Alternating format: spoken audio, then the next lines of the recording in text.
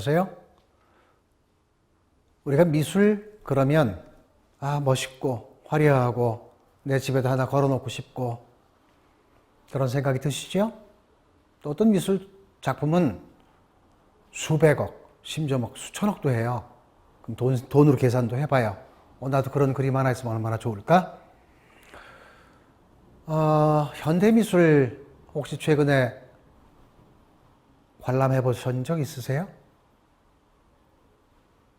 우리나라에서 현대미술 전시 잘 안 합니다. 인상파까지는 전시하면 손해 안 봐요. 그래서 매년 인상파 전시회는 있어요. 현대미술 어렵지요? 저도 어렵습니다. 오늘은 미술이 아주 넓은데 그 중에 현대미술 어떻게 볼까? 이 문제를 한번 최대한 간결하게 한번 다뤄보도록 하겠습니다. 그림 그러면 참 흥미로운 게 그림을 잘 그리면 뭐라고 말해요? 사진 같다라고 말하죠. 누가 사진 잘 찍어놓으면 뭐라고 그래요? 그림 같다 그러죠. 이 말 속에 중요한 의미와 어폐가 동시에 있습니다. 그림은 똑같으면 안 되되 그 똑같은 것 이상의 뭔가를 요구하는 거예요. 담고 있어야 되는 거예요. 사진은 그 반대죠. 이런 뜻이 이 말에 담겨져 있는 겁니다. 이런 말씀드려 죄송하지만 누구나 다 그림 그리고 싶은 욕망은 있는데 그림 선뜻 못 그리죠. 나 재주 없어. 언제 내가 그림을 나는 재주가 없으니까 포기할까? 이런 생각을 했을까? 쭉 추적을 해봤더니 비슷해요. 소묘, 즉 대상 배울 때입니다. 기억나세요? 예전에 미술 시간에 자기 손 이렇게 내놓고 연필로 그려요. 아무리 내 손 같지 않아요. 그러면 나 그림 재주 없어. 딱 접습니다. 그 이후에 그림은 나와 상관없는 경우가 많습니다. 그런데 현대미술을 보라고요? 말이 안 되는 거 너무나 갭이 크다라고 생각합니다. 전 반대라고 생각해요. 인류 역사는 가장 오랫동안 유지된 그림은요, 똑같이 그리는 겁니다. 우리가 솔거 그림 본 적 없잖아요. 그런데 솔거가 위대한 화가였다? 무슨 근거로요? 옛날 기록에 보면 솔거가 벽에 그림을 그렸는데 소나무를 그렸는데 진짜인 줄 알고 참새가 와서 부딪혀서 떨어 죽었다. 그 기록을 통해서예요. 얼마나 똑같으면. 사람은 누구나 자기 생각을 조형적으로 표현해보고 싶은 욕망이 있어요. 그게 미술이에요. 가장 오래된 그림이 알타미나 동굴의 그림들이죠. 왜 그렸을까요? 그 고대인들이. 여러 가지 방식이 있을 거예요. 이런 많은 들소를 잡았으면 좋겠다라는 바람, 이렇게 잡게 해주세요라고 하는 어떤 희구, 혹은 우린 이만큼 잡았다라고 하는 자랑, 혹은 교육적인 경우도 있겠죠. 아이들한테 자 이렇게 생긴 들소를 저 멀리서 놀다가 보면 꼭 어른들한테 알려줘서 잡게 해라. 등등 여러 가지가 있었을 거예요. 인류가 쭉 발전해 오면서 계급이 생깁니다. 국가가 형성되고 왕이 생기고 계급이 쭉 생겨요. 그러면 그림을 잘 그리는 사람한테 주문이 와요. 넌 앞으로 그림만 그려. 이거 그려와. 이전엔 내가 그냥 그렸어요. 그런데 특히 서양 미술 같은 경우는 어떻게 되냐면 그림을 주문하는 사람이 있어요. 주로 누가 했을까요? 왕, 교회, 귀족입니다. 서양 미술사의 흥미로운 것은 네덜란드를 제외하고는 17세기 네덜란드를 빼고는 18세기, 19세기까지 서양 미술사에서 풍경화 정물화가 거의 없습니다. 왜 그럴까요? 그런 주문이 없어요. 왕은 뭐가 필요할까요? 내 권위를 나타낼 수 있는. 그래서 고상해야 되고 품격이 있어야 되고 위엄이 있어야 되고 이런 그림 혹은 내가 이런 전쟁에서 승리했다라고 하는 전시효과. 교회는요. 대부분 문맹이니까 그 종교의 내용, 사건 이런 것들을 그림으로 그려냅니다. 귀족들 왕족 흉내내요. 그래서 주문자와 생산자 방식으로 딱 맞물려 있게 되는 겁니다. 이 사람들 주문 안 합니다. 사과 그려와, 집 그려와, 이러지 않죠. 르네상스 후기까지 쭉 이어집니다. 자, 가장 쉽게 이해할 수 있는 방법을 제시해 드리죠. 이때 미적 판단의 기준이 바로 재현미입니다. 똑같이 그리는 거고요. 누구의 눈으로 그리는 거냐면 주문자의 눈으로 그리는 겁니다. 그러다가 산업혁명이 일어나고 계급 분화가 생깁니다. 농촌에서 소작하던 사람이 도시에 가서 노동자가 되고 때로는 성공도 해요. 다양한 직업이 생겨요. 어떤 일이 생겨요? 그림을 그리시면 욕망이 있거든요. 이 사람들이 시간 날 때 밖으로 나가서 그림을 그립니다. 풍경화합니다. 실내에서 어떤 물건을 몇 개 놓고 그립니다. 정물합니다. 직업이 있어요. 주문자 그림 아닙니다. 내가 그리고 싶어서. 주문자의 눈이 아니라 화가의 눈입니다.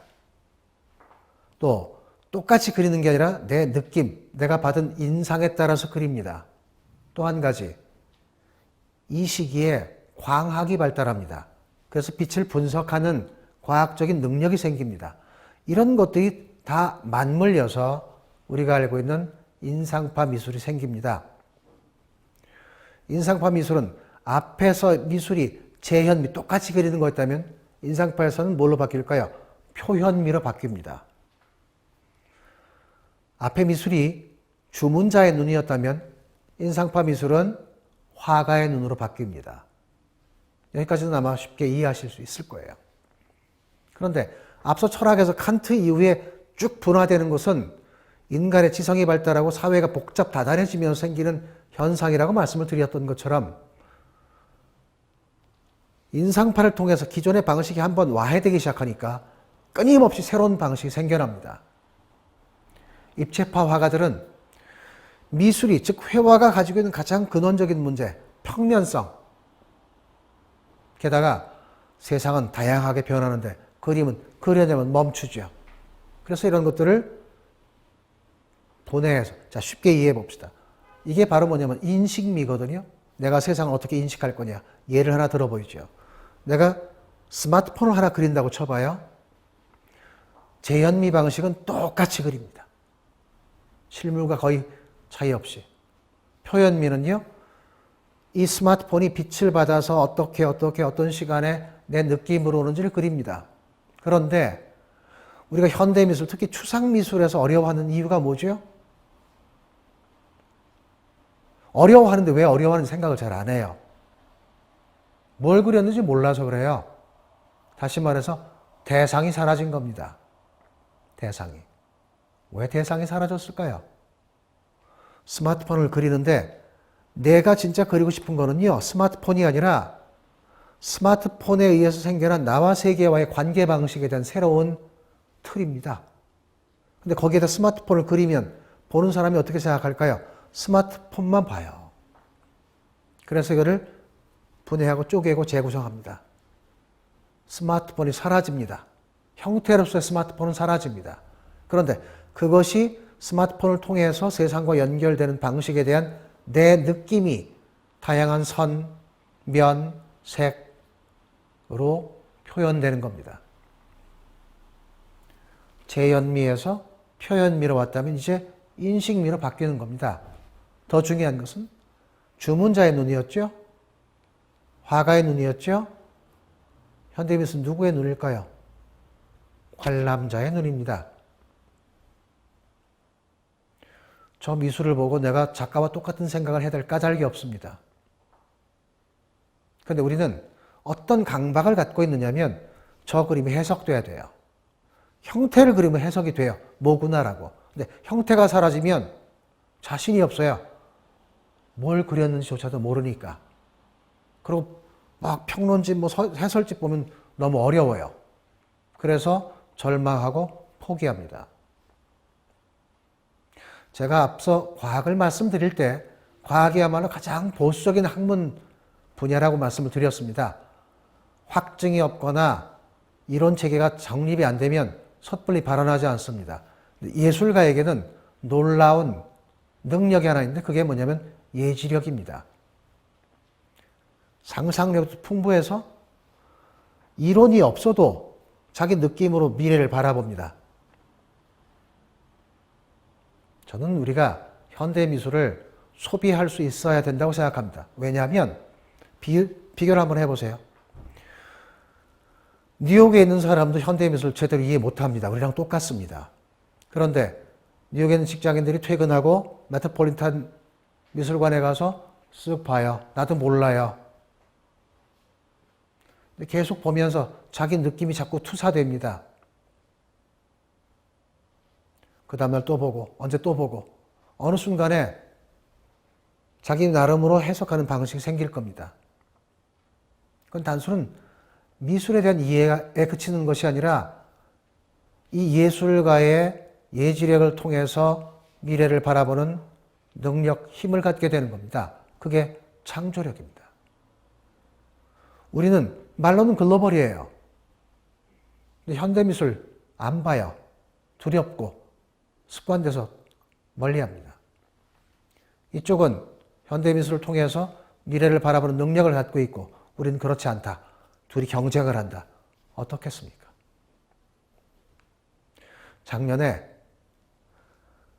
마크 로스코라고 하는 현대미술가가 예술의 전당에서 전시회를 가졌는데 사람 죽었습니다. 전시회를 했는데 놀랍게도 시민들이 쇄도했습니다. 왜 그랬을까요? 그거 스티브 잡스 덕택입니다. 스티브 잡스가 마크 로스코 그림을 통해서 많은 영감을 얻었다라는 말을 듣고 나도 그럼 스티브 잡스처럼 돼볼까? 그러고 갔던 겁니다. 그런 동인이 상당히 많았습니다. 그거 비난하는 거 아닙니다. 그렇게라도 가서 느껴보는 가장 중요한 현대미술의 힘은요. 내 눈입니다. 내가 중심이 되고 주인이 돼서 세상을 내 방식으로 해석하는 겁니다. 그 능력이 현대미술을 통해서 나에게 주어집니다. 하나만 덧붙인다면 백남준 그러면 우리는 무슨 생각을 하냐면 한국이 난 위대한 예술가 정도로만 생각합니다. 백남준을 다른 면에서 볼 필요가 있는데 미술의 혁명가입니다. 지금까지 미술은 평면 아니면 입체 그래봐야 정해진 겁니다. 운동 없습니다. 미술은 공간은 차지하지만 시간은 관여하지 못한다라고 생각했습니다. 그런데 이 사람은 브라운관이라고 하는 새로운 매체를 찾아냈고 그것을 통해서 시간, 공간, 이야기까지 다 한 속에 집어넣습니다. 이전에 미술의 동작을 나타내는 것도 있었습니다. 칼도의 모빌처럼. 그런데 백남준은 그 이상 시간, 공간, 이야기까지 미술 속에 담을 수 있다? 그 발상, 그 미래에 대한 해안, 한국이 나온 위대한 예술가, 현대예술가로만 볼 게 아니라 그 사람이 바라봤던 세상, 그 사람의 방식이 갖고 있는 어떤 혁명성, 그것이 무엇일까? 그것을 한번 누려볼 수 있는 미술 어렵다라고 생각할 게 아니라 나도 그거 충분히 할 수 있어. 남과 똑같을 필요 없죠. 저는 과감히 권하고 싶습니다. 현대미술을 누려봅시다. 그 안에 예지력, 상상력, 창의력, 그리고 나의 눈으로 보는 주체성도 생길 겁니다. 미술 장식 아닙니다. 내가 세상과 나를 바라보는 조형적 창, 위대한 창문, 그게 가장 중요한 것 아닐까. 현대미술 두려워하거나 어려워할 것 절대로 아닙니다. 고맙습니다.